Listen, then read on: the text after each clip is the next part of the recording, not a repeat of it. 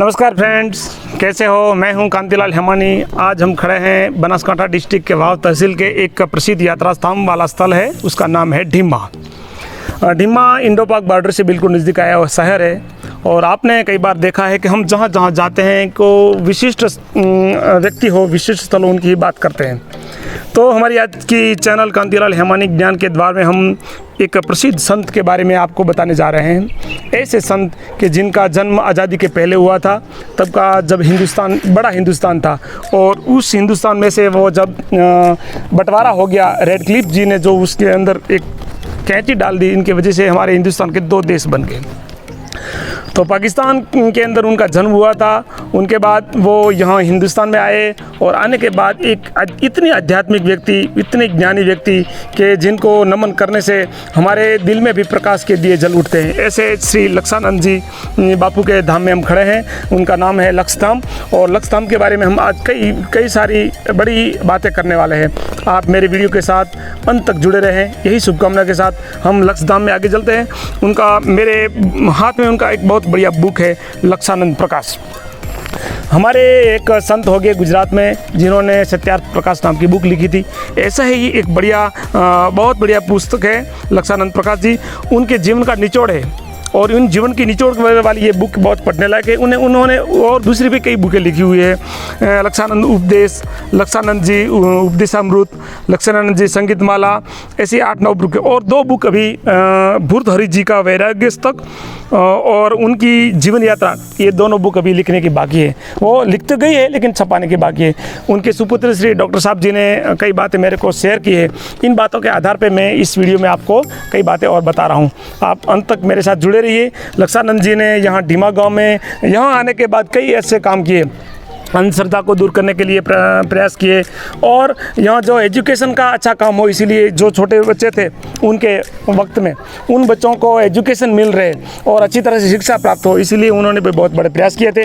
ऐसे आध्यात्मिक गुरु, सामाजिक दुश्मनों के दूर करने वाले, और अपने जीवन में जो प्रकाश थे उस प्रकाश की वजह से दूसरों के जीवन में भी प्रकाश लाने वाले श्री लक्षानंद जी के बारे में हम और कई बातें करने वाले हैं। आप मेरे साथ जुड़े रहें।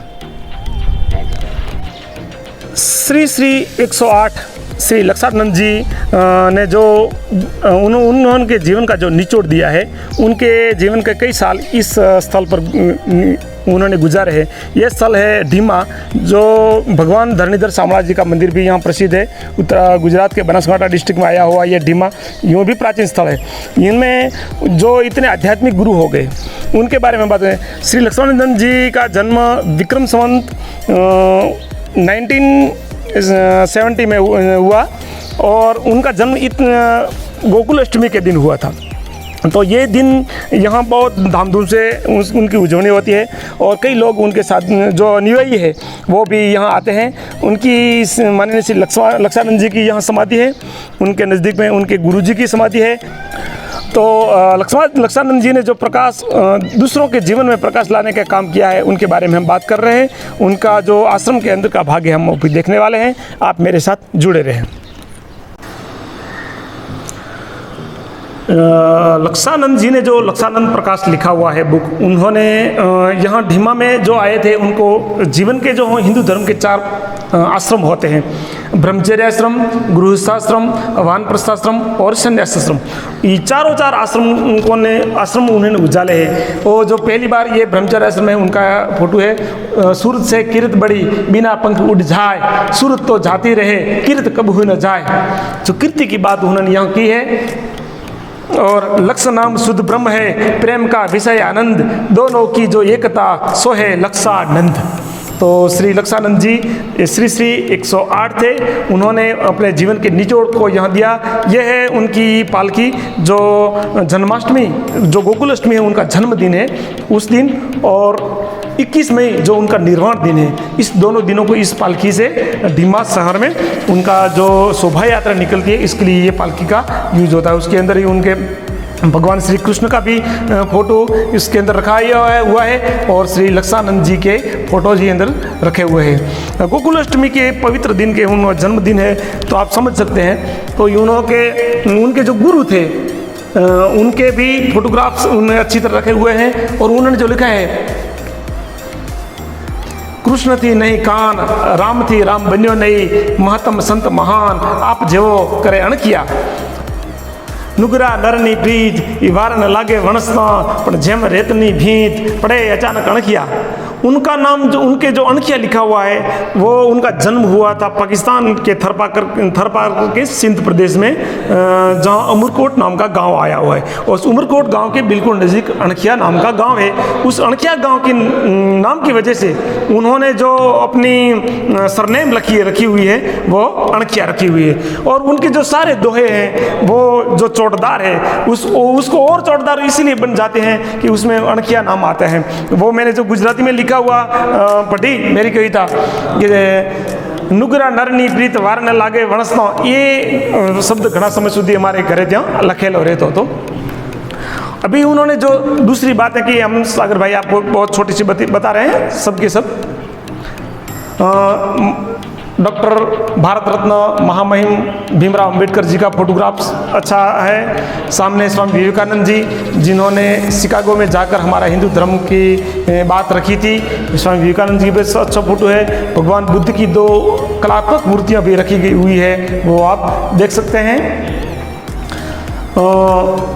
लक्षानंद जी ने जो बुक लिखी है, अगर आप उनके अनुयायी हैं या आप उनके प्रशंसक हैं या आप सोचते हैं कि हमें ये सब पढ़ने चाहिए, तो आप हमारे कमेंट बॉक्स में लिखेंगे तो उनके सुपुत्र माननीय श्री डॉक्टर साहब हैं जो निवृत्त जीवन अपने अहमदाबाद में व्यतीत कर रहे हैं, उनकी वजह से आपको बुक भी मिल सकती है अगर आप चाहें तो।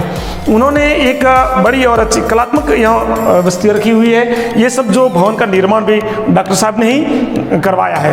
डॉक्टर साहब क्या परिवार अहमदाबाद में स्थायी हुआ है, लेकिन वो श्रीमान गुरुजी लक्षानंद जी के जो अनुयायी है उनकी भी भली भांति ख्याल रखते हैं। और ये है लक्षानंद जी के युवा अवस्था का एक अच्छा सा फोटोग्राफ।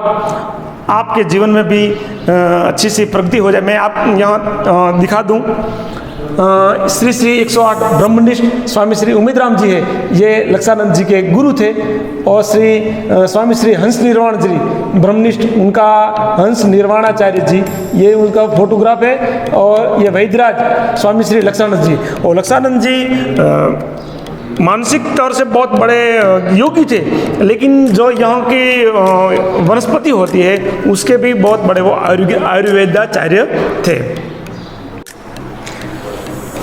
ये जो रथ है वो श्री श्री 108 लक्षानंद जी का जो जन्मदिन है गोकुल अष्टमी के दिन, उसी दिन सारे ढीमा शहर में इस रथ के साथ शोभा यात्रा निकलती है।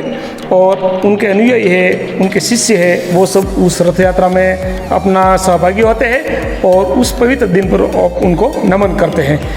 श्री लक्षानंद जी के सुपुत्र डॉक्टर प्रताप राय जी जो शहरी जीवन व्यतीत करते हैं, लेकिन उनके जो अनुयायी हैं उन सब का ख्याल रखते हैं। और उनके जो पवित्र दिन है, दोनों दिन साल में 2 बार आते हैं, 21 मई और गोकुलाष्टमी, इस दोनों दिन प्रताप राय जी भी इसी स्थल पर आते हैं।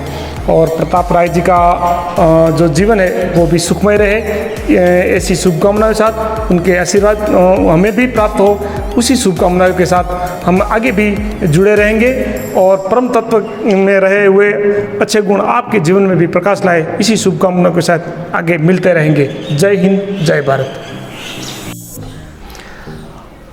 हर एक व्यक्ति के जीवन में गुरु का बहुत बड़ा स्थान होता है और श्री लक्षानंद जी थे, उनके गुरुजी उमेदराम जी हैं, उनका ये समाधि स्थल है।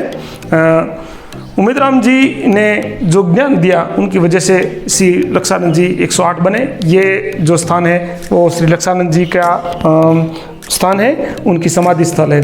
और उनके नज़दीक में श्यामा देवी का समाधि स्थल है, जो श्यामा देवी जी श्री लक्षानंद जी की धर्मपत्नी जी थे।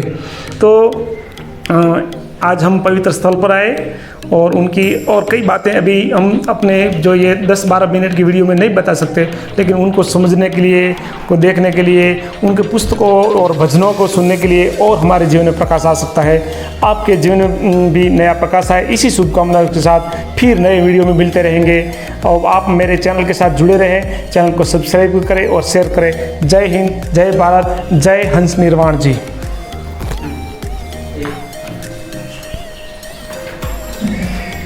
अभी उमेद राम जी की जो ये समाधि है उनको आप अच्छी तरह से दिखा लीजिएगा।